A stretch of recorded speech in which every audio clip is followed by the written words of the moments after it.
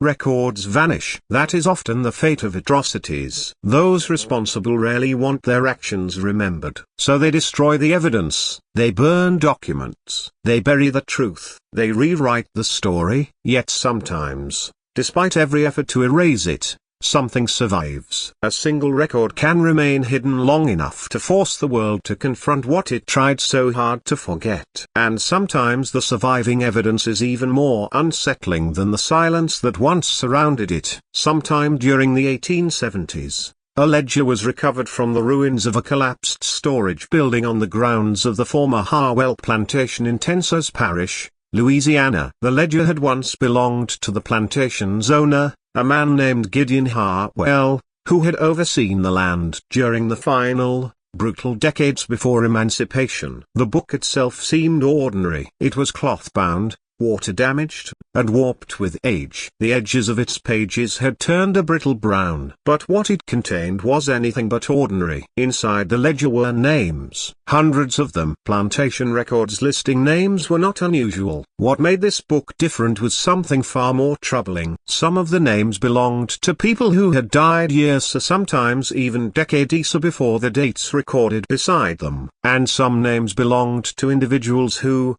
according to every other surviving record, had never existed at all. Who were they? Why were their names written there? And what did Gideon Harwell know that he never told anyone? Those questions would haunt a small corner of Louisiana for nearly 40 years, until someone eventually came close enough to the truth that it could no longer be ignored. Before we continue with the story of the Harwell ledger and the names that should never have appeared in it, make sure you subscribe to the channel if you haven't already. Click the subscribe button and turn on notifications so you never miss stories like this one. And tell us in the comments where you're watching from or what city or state are you in right now. We always enjoy hearing from you. Now, let's return to Louisiana and uncover what Gideon Harwell was hiding. Tensas Parish lies in the far northeastern corner of Louisiana, near the winding channels of the Mississippi River. The bayous there are wide and slow, like sleeping animals beneath thick canopies of cypress and Spanish moss. The moss hangs so densely that it filters the sunlight into a soft amber glow, turning afternoon into something that feels like evening,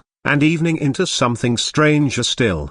The land is flat, wet, and ancient. Before the Civil War, it was prime cotton country, some of the most productive land in the South, and therefore among the most relentlessly exploited. The Harwell Plantation was established in 1831 by Gideon Harwell's father, Archibald Harwell. A Virginia-born planter, Archibald arrived with capital, ambition, and the convenient moral blindness common among men of his class and time, men who could overlook the human cost of building their fortunes. Archibald cleared the land, drained the swamps, and built the main house, a two-story white-frame structure with a broad gallery stretching across the front. By the time he died in 1849, he had transformed a muddy tract in Tensas Parish into one of the wealthiest cotton plantations in northeastern Louisiana. His son Gideon inherited everything at the age of 26. But Gideon was not his father. Those who had known both men often said so,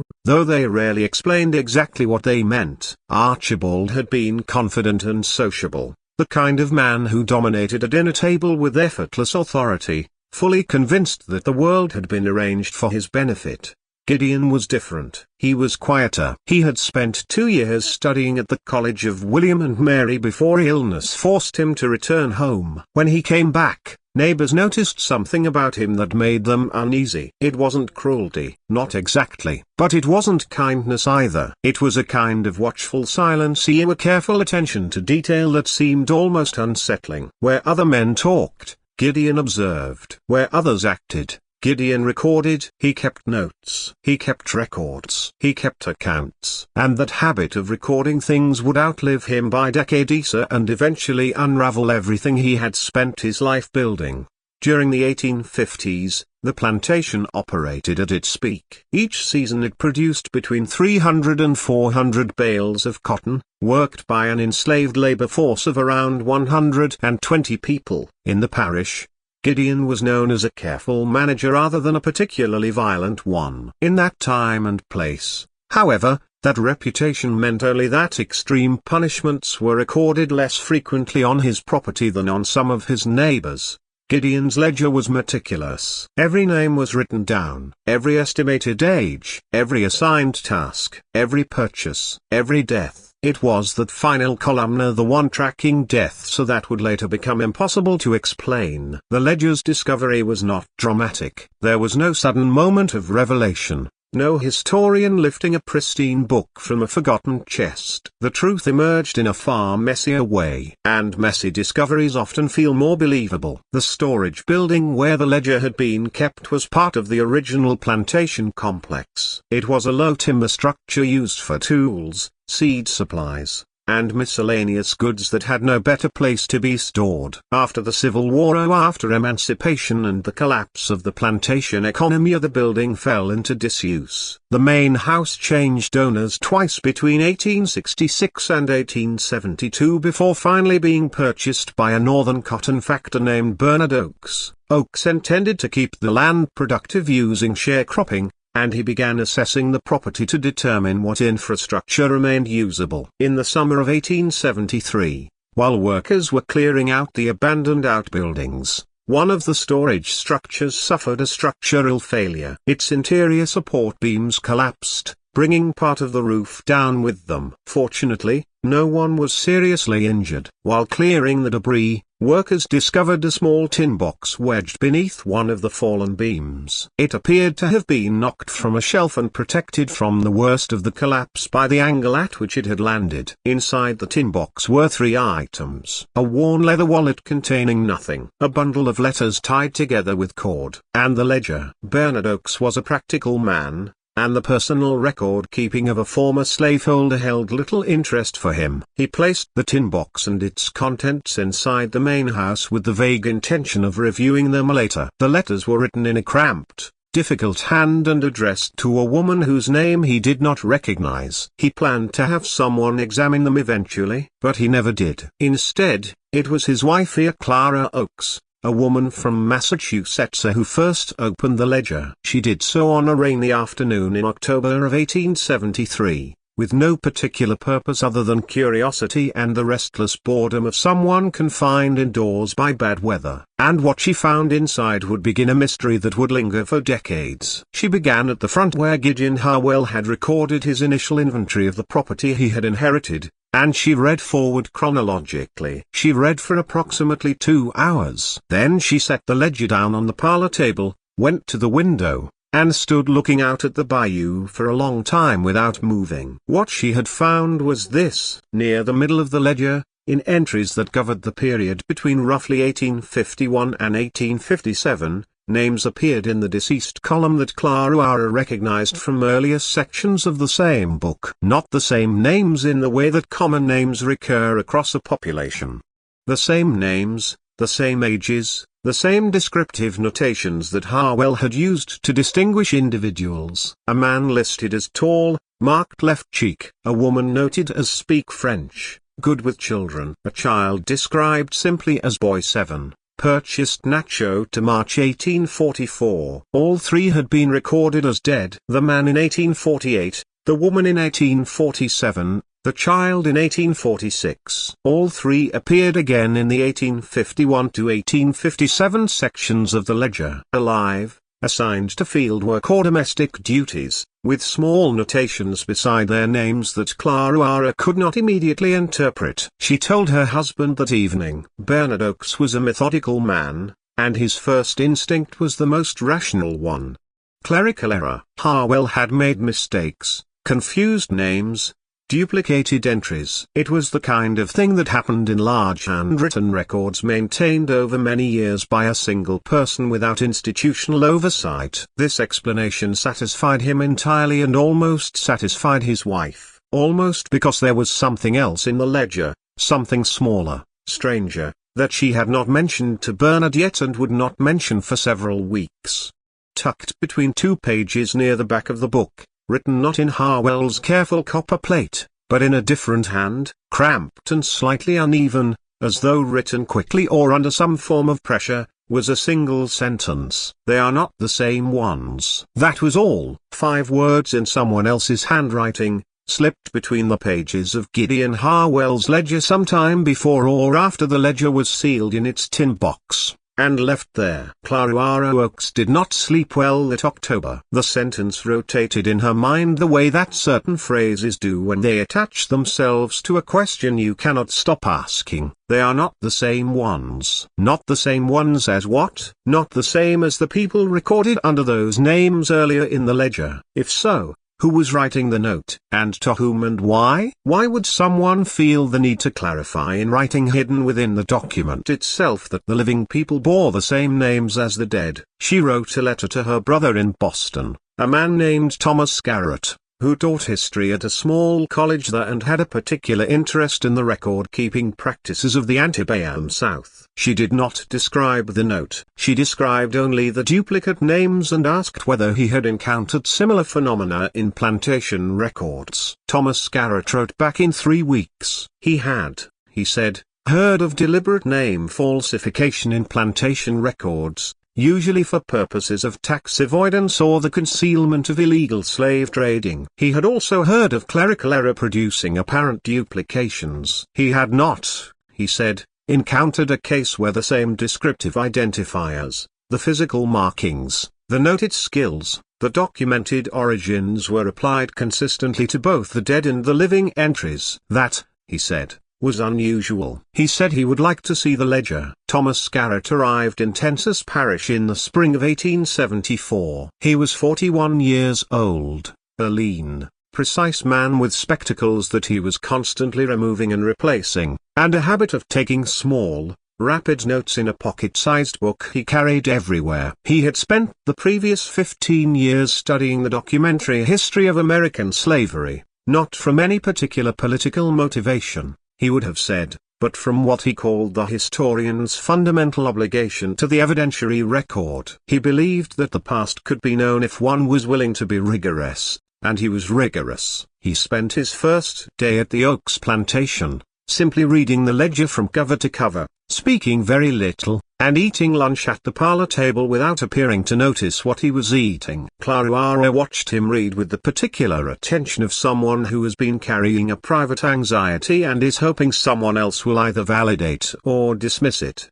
By evening, Thomas had filled 11 pages of his small notebook. "It is not clerical error," he said at dinner. He said it without preamble, as though continuing a conversation already in progress, which in his mind it apparently was. The duplicate entries are too consistent. A clerical error produces inconsistency. A name repeated with different ages, different physical descriptions. What we have here is the opposite. The same person as described, appearing as deceased and then appearing again alive under circumstances that suggest Harwell was aware of the duplication and was not troubled by it. Why would a man not be troubled by recording a dead person as alive? Bernard Oakes asked. That is precisely what I intend to find out. Thomas said he stayed for 6 weeks that spring. He went through every document in the tin box, including the letters, which turned out to be from Gideon Harwell to a woman in Natchez, Mississippi. A correspondence that shed some light on Harwell's character and personal life, but nothing immediately relevant to the ledger's anomalies. He spoke to as many people in the parish as he could find who had any memory of the Harwell plantation during its operating years. This was more complicated than it sounds. The people most likely to know what had actually happened on that land were the people who had been enslaved there, and they were not necessarily inclined to speak freely to a northern white man who showed up with a notebook and a lot of questions. Thomas was aware of this. He was, for a man of his era and background, unusually aware of it. He hired as an intermediary a man named Robert Duffer, a free-born Creole man of color who had lived in Tensas Parish his entire life and had an extensive network of relationships across the parish's black community. Robert was 48 years old, had worked as a barber, then a school teacher, then a political organizer during Reconstruction's brief and increasingly dangerous flowering, and he regarded Thomas Garrett with the careful assessing attention of someone who has learned through long experience to take the full measure of a stranger before deciding how much to trust him. They reached an understanding over the course of several days. Thomas wanted information. Robert wanted something more complex. He wanted whatever was true about the Harwell plantation to be written down correctly by someone with the means and the standing to make it matter. He had grown up hearing stories about Harwell. He had grown up knowing that something had happened there that people spoke of only obliquely in parts, in the way that communities sometimes encode their most difficult knowledge in fragments too small to be seized and too persistent to be lost. What Robert told Thomas in those early spring weeks was enough to keep Thomas Garrett in Louisiana for the better part of the next 4 years. The story that Robert Duffer carried, assembled from years of listening, from the recollections of older people in the parish who had been children or young adults during the Harwell years, from fragments of conversation and deliberate silences, and the particular weight that certain names carried when they were spoken, was not a single story. It was several stories that overlapped at their edges, like the rings of a felled tree, each one containing something the others did not. The oldest layer of the story began around 1848 or 1849, which Thomas noted was precisely the period corresponding to the first anomalous entries in the ledger. The earliest deaths that would later be echoed by living entries bearing the same names and descriptions. In that period, according to the oldest and most fragmented accounts, several people on the Harwell plantation had been sold not to nearby plantations, not to the casual lateral transfers that were common in the Cotton Belt, but sold away south and west in the direction of the New Orleans markets and the deep trade routes that fed them. Sold so completely that no one who knew them ever heard from them again. This was not in itself unusual. It was a horror common enough to be ordinary in that world. What gave the accounts their particular texture was the insistence in several separate testimonies collected by Robert and Thomas independently that the sales had been concealed. That Gideon Harwell had told the people remaining on the plantation that those sold were dead. He told them the fever took them. One elderly woman named Dorothy said she was in her late 60s, had been born on the Harwell plantation, and spent her entire girlhood and young womanhood there. She spoke to Robert in Creole French, which Robert translated for Thomas. As they walked, he told everybody they passed from the fever in the same week, all 4 of them, same week in July. "Do you believe that?" Robert had asked her. Dorothy had looked at him with an expression that Robert described to Thomas as patience applied with some deliberate force. "I was 12 years old," she said. "My mother told me people who die from fever, you see them sick before they go. You see them carried, you hear them in the night. These 4, one morning they were there, one morning they were not." If this was true, if Gideon Harwell had falsified deaths in the ledger to disguise sales he wanted to conceal, the first question was why selling enslaved people was legal, unremarkable, economically common. A man in Harwell's position would have had no practical reason to hide it, unless the sales themselves were somehow irregular. Thomas wrote that word in his notebook and circled it. Irregular. He needed more. What he got over the following weeks was less a cascade of revelation than a slow accumulation. Small pieces, each one almost nothing on its own, that began to form a shape he could half see and not quite name. A shape that he found to his own discomfort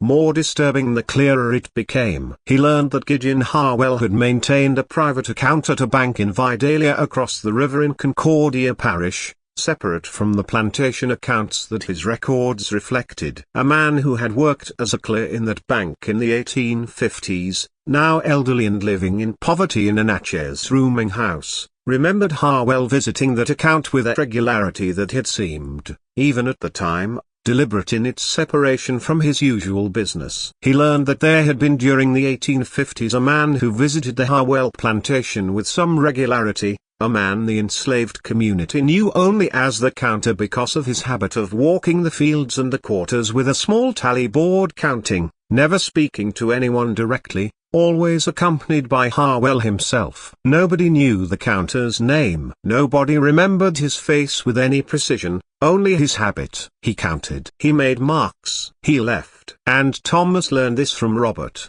who had heard it from a man in his 70s named George, who had been a teenager on the Harwell plantation and was now one of the only surviving people who had been old enough at the time to have formed real memories of what he witnessed, that there had been replacements. George told me Robert said one evening as they sat on the gallery of the Oaks house with the bayou going dark before them that after people were taken not died taken, he made that very clear. Other people would arrive, not always right away, sometimes weeks later, sometimes months, but they would arrive and they would be given the same work assignments as the people who had gone, and after a while Harwell would call them by the names of the people who had gone. Thomas was quiet for a moment. The same names. George said at first people thought it was a mistake or some kind of, he said the word his mother used was a game, that Harwell was playing a game with names, but then it kept happening. And George said his mother told him he's keeping something in balance. She didn't know what, but she said he needs the numbers to look the same. He needs the book to say the same thing it said before. Thomas looked at his notebook, the word he had circled, irregular. He was beginning to understand the shape of what he was looking at, and he was beginning to wish he were not. What Thomas Garrett spent the next several months assembling with Robert Duffer's help and the cautious incremental cooperation of a community that had excellent reasons for both wanting the truth known and fearing what telling it might cost them was the outline of a transaction so specific in its corruption that it required the ledger's falsifications as a structural component rather than an afterthought. Gideon Harwell had been selling people illegally, not illegally in the sense of breaking the laws of his state. Bernard Oakes's descendants would always maintain it was accidental. Certain people in the parish maintained a different view without ever saying so directly. The land was partitioned and sold in small parcels over the following decade. By 1890, no structure remained from the original complex. The land was farmed by families, many of them black, who had no particular reason to know what had stood there before and what had happened on it. The storage building, where the tin box had been found,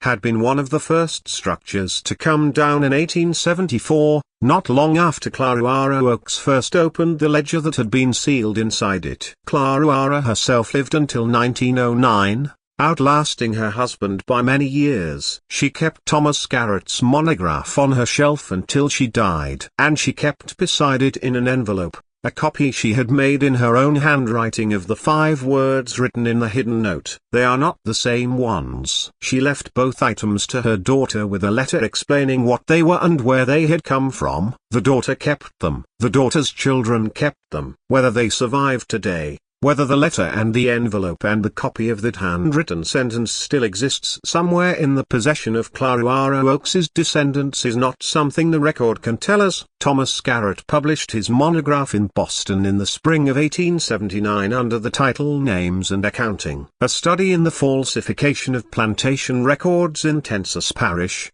Louisiana 184811863. He sent copies to 27 people, primarily academic colleagues and librarians at institutions that maintained collections in American history. He received 11 responses. Most of them were polite and professionally interested. Several were cautious in ways that reflected the political climate of 1879, in which the brief and turbulent project of Reconstruction had ended, and the systems that had preceded it were in the process of reasserting themselves in reconfigured forms. No major publication reviewed the monograph. No newspaper ran a story about it. It did not produce the public reckoning Thomas had, in his more optimistic moments, imagined it might. This did not entirely surprise him. He had known by the time he finished writing it that he was working in a moment when the American appetite for accounting for the kind of precise named documented reckoning with what slavery had actually been and done was at a low point, and that the ledger he had been following had led him to truths that the country was in the process of deciding collectively and with considerable determination not to look at. But the monograph existed.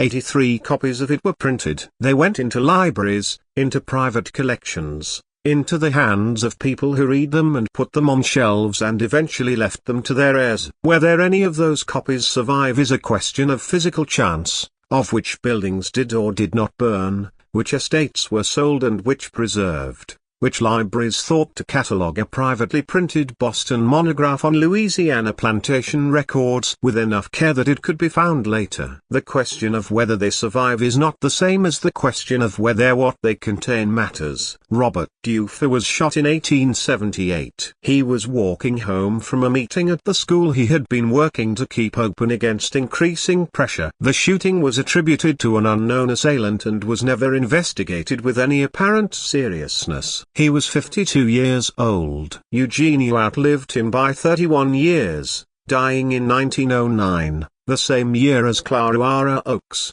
though they never met. She continued the school after Robert's death, finding funding where she could, teaching when there was no one else to do it, maintaining the patient and unflinching work of an institution that the world around her kept trying to close. 3 of her grandchildren became teachers. One became a lawyer. She left no written memoir of what she and Robert had done during the 1870s, but she left the school, and the school was still teaching when she died. And that was perhaps the more durable record. Gideon Harwell himself had died in 1869 in modest poverty on a rented room near Vicksburg. He died of pneumonia at the age of 56 alone, having outlasted the system that had made him wealthy by enough years to understand what the end of it meant for a man like him, but not long enough to see the full accounting of what he had built. Whether he knew in the long years between 1865 and 1869 that his ledger still existed, that the tin box had survived the collapse of the storage building, that the falsified records were intact and legible, is not known. Whether he thought about the note inside it, whether he knew it was there or knew who had written it is not known. Whether he thought about Ada is not known. The last record of Ada herself is the baptism entry in the New Orleans church register dated 1851. After that date, in every surviving record that Thomas examined, she does not appear. This does not mean she disappeared. It means the records that held her did not survive or were never made or were made and do not survive or survive in collections that have not been searched with her name in mind. The gaps in the archive are not the same as the absence of the people who moved through it. Thomas Garrett spent the rest of his career at the Boston College teaching history and writing on the archival challenges of recovering the antebellum record. He lived until 1901 and is buried in a cemetery outside the city. His monograph is cited occasionally in academic works on Southern plantation records and is held in the collections of 2 university libraries and 1 state historical society. Whether those copies have been read in recent decades is again a question of physical chance meeting historical interest. He never found out what happened to Ada beyond that 1851 baptism entry. He wrote in the final pages of the monograph that this was the condition of the work he had undertaken,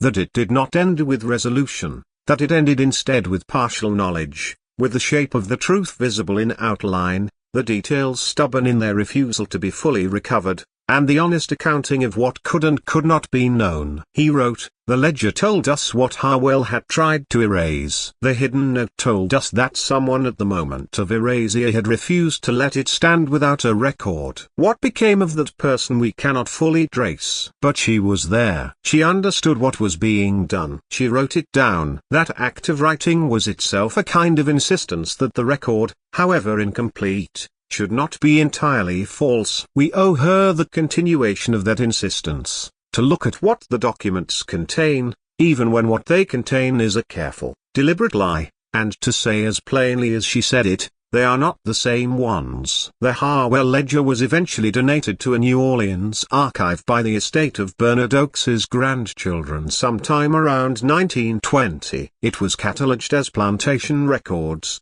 Tensas Parish, 19th century, and placed in storage. For decades, it sat in the archives collection without particular note, 1 volume among thousands in a facility that held more antebellum Louisiana plantation records than almost any institution in the country, and was perennially underfunded in its effort to process and describe them. Whether Thomas Garrett's monograph was known to the archivists who handled the ledger is not recorded. Whether anyone who examined the ledger in those years noticed the false death entries or noticed the hidden note or connected either to the documented scheme that Thomas had spent 4 years tracing. This too is not recorded. Across its aging pages, Gideon Harwell's handwriting, a careful copperplate script, neat and methodical, it can still be read. Every line reflects the same rigid order, columns of names, numbers, debits, and credits, all arranged as if human lives could be balanced in the same way as financial accounts. But the ledger holds more than simple records. The entries documenting individuals listed as dead, despite clear evidence that they were are still visible. Next to many of those names are the same symbols and markings Harwell used when moving people from one category to another, as though they were items in an inventory rather than human beings. And near the back of the volume, tucked quietly between two pages, there is something else, written in a hand that is careful yet slightly uncertain, clearly different from Harwell's own, are 5 simple words. Those 5 words have survived nearly 125 years. They endured decades of storage boxes, dusty archives, neglected rooms, even building fires and institutional indifference. They survived in a country that, for a long time, preferred not to look too closely at what its historical records might reveal. The words read, they are not the same ones. History does not demand belief, it asks only to be read. And the question left behind by the Harwell ledger, with its 19 false deaths, its altered names, and its hidden testimony, is not simply whether the story is true. The question is something both simpler and more difficult. Are we willing to look at what is already written there?